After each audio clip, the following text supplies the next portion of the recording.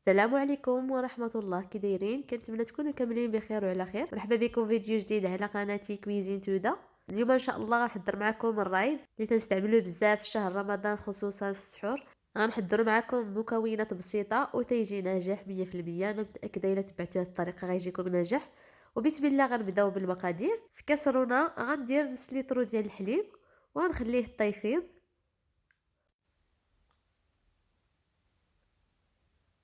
ملي يفيض غنحيد ليه ديك الكشكوشه اللي كتكون فوق منه، غنحيدها بشي معلقه اولا نصفيوه صافي، وغنخليه يدفى شويه على ما نوجد العناصر الاخرين.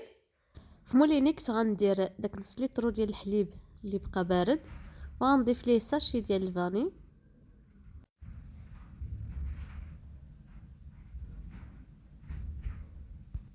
سكر على حساب الا تتعجبكم الحلاوه غتضيفوا 3 معالق كبار ديال السكر. الا ما تتعجبكمش الحلاوه كما بحالي غديروا 2 معالق كبار ديال السكر. صافي غنضيف علبه ديال الياغورت من السما بالنكهه ديال الفاني، ومن الاحسن انه يكون هذا اللي عقد ما يكونش كريمي. صافي غندير كلشي في مولينيكس وغنطحنو شويه، ما نطحنوش بزاف، غير يبان لينا راه نسجموا العناصر. صافي وغنضيف الحليب اللي فيضناه، غنضيفو بالتدريج، ما نضيفوش خطره واحده. غنضيف النص ونخلط شويه ونضيف داك النص الاخر اللي باقي.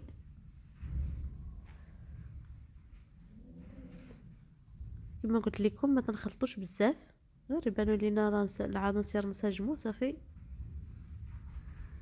هنايا خصكم ديروا الماء يطيب من قبل.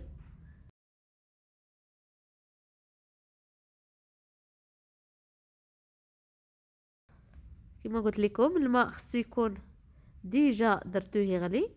صافي وغنعمر الكيسان، غنديرو في طنجرة الضغط وغندير ليه ماء سخون تيفوت الماء نص ديال الكاس.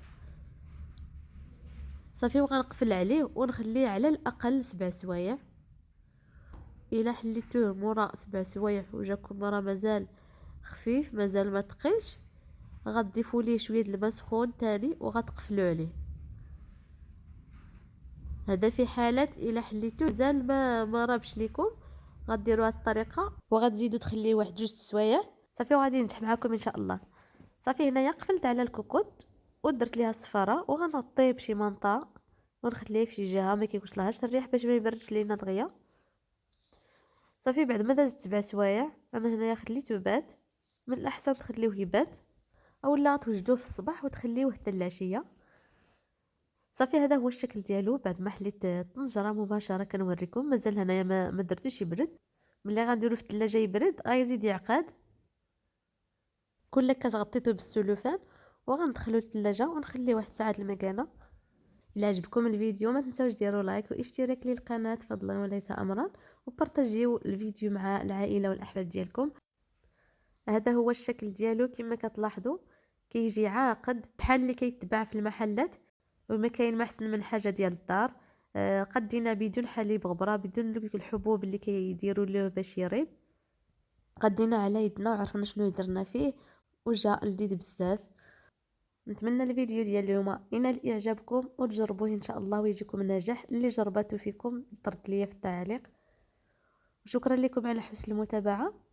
الى فيديو اخر ان شاء الله. السلام عليكم.